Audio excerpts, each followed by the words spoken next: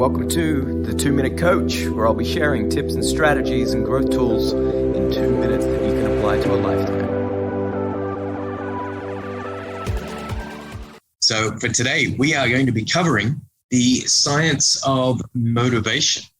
And so once you understand the science behind action, behind motivation, behind challenges, it gives you a much clearer pathway of what to focus on and what not to focus on.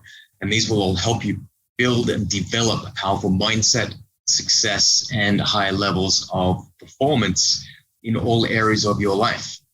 A little bit different from what we're told. We are told that motivation gets you started. And that's actually a myth, because motivation is something that wavers. It decreases over time.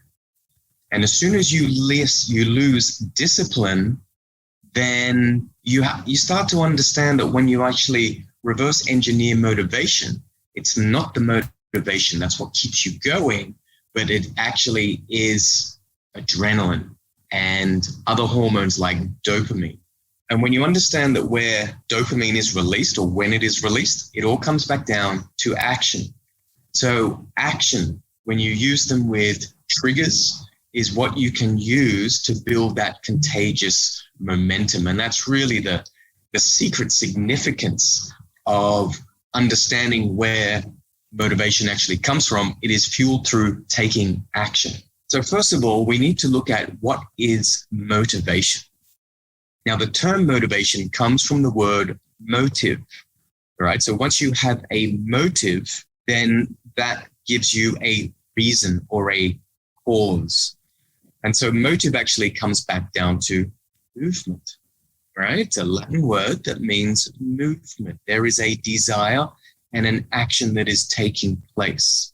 So therefore, we know from the origins of the word itself, movement is central to motivation. And then when we break it down even more, motivation is the desire to act. And that action is actually what releases dopamine, hormones. It excites your nervous system. Maybe your brain is identifying patterns. It's finding correlations. It's identifying or getting a response. It's receiving feedback on what is leading to a particular outcome. And that is what builds momentum, right? So you've got to make sure that the action or the motivation is leading to some continuous cycle of momentum. And that's what will allow you to focus on what gives you discipline and consistency in the long term, rather than just motivation that will waver and drop off over time.